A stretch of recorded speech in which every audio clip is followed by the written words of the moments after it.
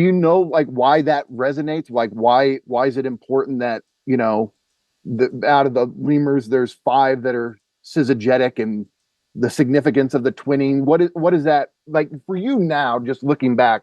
What is the significance of twinnings or syzygy? Um, I I, mean, I, this I, all of these questions are going to get kind of huge. So, I mean, I'll try not to get into it too much, but already in the kind of just classic CCIU epoch, a lot of the stuff we were doing was based on this Lemurian Atlantean dyad that was based on two different types of numerical twinning between, summing to 9, summing to 10. And that cuts across a whole kinds of things. The Atlantean one, fittingly, why I guess we call it Atlantean, is in the Timaeus. Or no, it's not the Timaeus. It's the whatever that is.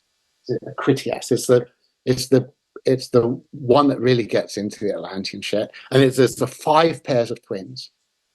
So 5 pairs of twins. I think you're like reliably in the zone at that point already.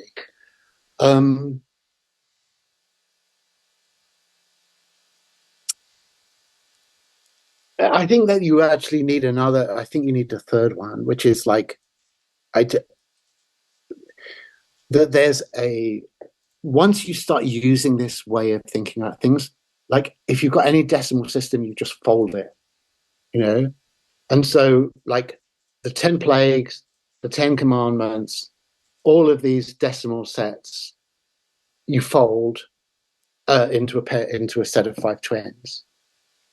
If you do that with the 10 commandments, 10 plagues, I'm not 100% convinced by yet, but 10 commandments really, like, clearly you start hitting pay dirt pretty quick. Like, you can see that actually the 10 commandments is a set of 5 dyadic commandments that, start making a lot more kind of much more suggestive sense when you do that.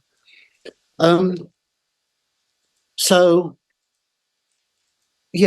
from the CCIU, from the beginning of the CCIU, really this was being used as a kind of just meta key for the construction of esoteric history, the history of secret societies, the history of magical systems. And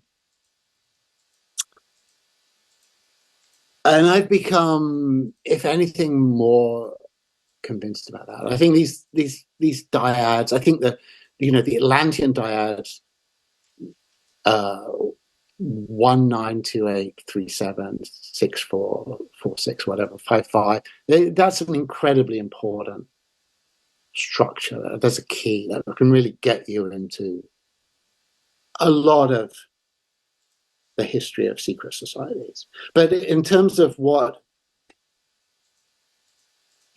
final conclusions about it, would be premature. I mean, that's what I'm doing now, but I don't have anything to just roll right out. Okay. Well, we can move on, Dave. But okay, one last. Since it is October, Halloween is approaching. We thought, would you play a round of Sub Decadence with us? We haven't done that for so long. You think that would work? I'm not sure. We did it. I've got it. Not only that, Nance, when he was in town, he gave me a pack of Cyberpunk playing cards. Right. So we can play one round and see what we get. I got the card. Yeah, okay, but maybe I could recommend you do Decadence rather than Sub-Decadence. Like the Lemurian thing, we were totally into, and I will go to my grave as a kind of Lemurian sympathizer. But I sort of feel in history we might have more to learn from the AOE than we do from these weird Lemurian cults. And one of these like later successive things we haven't talked about yet, but after the numogram, the extremely simple but just massive thing that the CRU would access is what we call alphanumeric Kabbalah. So that's just a Kabbalistic system that just counts straight through, is in the same form as hexadecimal or whatever, but just extending it to the end of the letter sequence, base 36 system.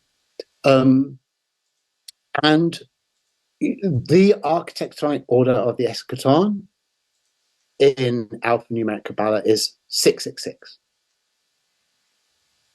Which, interestingly, the Cybernetic Culture Research Unit and alphanumeric Kabbalah is also 666. We had no hint that this was true. I mean, I don't even remember when I discovered, like, not long ago. So it's like,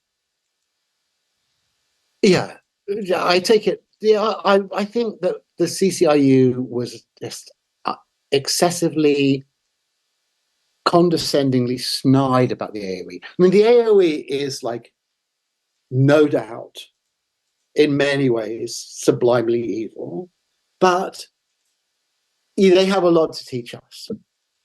So that's what I'm saying. Like, well, I've got the card deck, but I have the card deck organized for sub-decadence.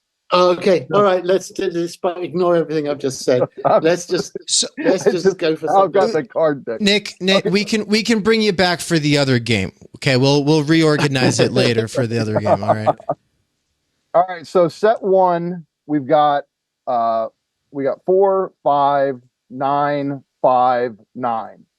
Okay. Flip over the first of the second set. We've got a 6.